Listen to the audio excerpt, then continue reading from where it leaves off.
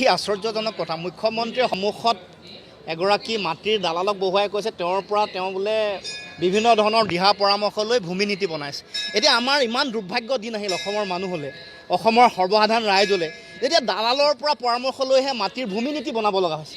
তাৰমানে মাটি এই ভূমিৰ বিভিন্ন নীতি প্ৰণয়ন কৰা যিসকল প্ৰশাসক আছে, যিসকল অফিচাৰ আছে, যিসকল মণ্ডলে হওক মৌজাদাৰ হওক বা বিভিন্ন ধৰণৰ বা ব্ৰহ্ম কমিটিৰ প্ৰতিবেদন বা বিভিন্ন ধৰণৰ ভূমি সম্পৰ্কীয় যিসকলে দিহা পৰামৰ্শ আগবঢ়াইছে বা কেবিনেটৰ সিদ্ধান্ত, এইবোৰ সকলো নাইকিয়া কৰি এতিয়া মানে দালালৰ পৰামৰ্শ লৈহে ভূমি নীতি বনাব লগা হোৱাটো দুৰ্ভাগ্যজনক। গতিকে অতি আশ্চৰ্যজনক কথা।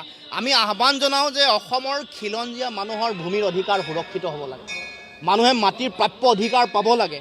আৰু তাৰ কাৰণে যিসমূহ প্ৰতিবেদন আহিছিল, হৰিশংকৰ ব্ৰহ্মৰ প্ৰতিবেদন, তাৰ পৰৱৰ্তী দিনত আৰু এখন প্ৰতিবেদন হ'ল, এই প্ৰতিবেদনৰ যিবোৰ সিদ্ধান্ত সেইবোৰ কাৰ্যকৰী কৰিব লাগে। আৰু কোনো কাৰণতে যাতে বিদেশীয়ে যাতে ভূমি অধিগ্ৰহণ কৰিব নোৱাৰে, আৰু যাতে পুঁজিপতি বণিক গোষ্ঠীক আমাৰ ভূমি যাতে কোনো কাৰণতে কেৱল ব্যক্তিগত ৰাজনৈতিক মুনাফাৰ কাৰণে বা ব্যৱসায়িক স্বাৰ্থ, কোনোবা ৰাজনৈতিক পৃষ্ঠপোষকতা থকা মানুহৰ ব্যৱসায়িক স্বাৰ্থ সুৰক্ষিত কৰিবৰ কাৰণে পুঁজিপতি বণিক গোষ্ঠীকো মাটি দিয়া নহয়। তাৰ লগে লগে অবৈধ বিদেশীও যাতে মাটি নাপায়, তাৰ কাৰণে চৰকাৰে শক্তিশালী আৰু পানী নৰকা ধৰণৰ ব্যৱস্থা গ্ৰহণ কৰিব লাগে। এইটো এটা জেনেৰেলাইজ কথা তেওঁলোকে কৈছে, কিন্তু মানে সেইটোৱে তেওঁলোকে লক্ষ্য কৰি লৈছে মুছলমান মানুহক, এটা কমিউনেল কথা।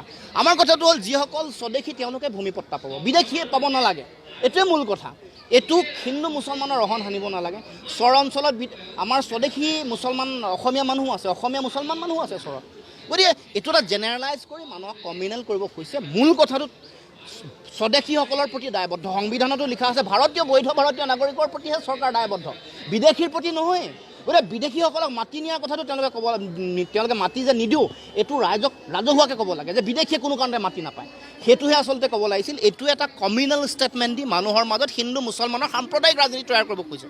স্পষ্ট কথা, সংবিধানত দায়বদ্ধ নাগৰিকৰ প্ৰতি আমাৰ সংবিধানৰ শপত লৈ মুখ্যমন্ত্ৰীয়ে যেতিয়া তেওঁৰ মুখ্যমন্ত্ৰীৰ দায়িত্ব লৈছে, তেতিয়া সংবিধানৰ প্ৰতি দায়িত্ব, সংবিধানে বৈধ ভাৰতীয় নাগৰিকতাৰ প্ৰতি দায়বদ্ধ হৈ তেওঁ কাম কৰিব লাগিব। গতিকে ভাৰতীয় নাগৰিকে মাটিৰ অধিকাৰ পাব লাগিব, বিদেশীয়ে পাব নালাগে। ইয়াত হিন্দু মুছলমান, শিখ, জৈন, পাৰ্চী ভেদাভেদ নাই।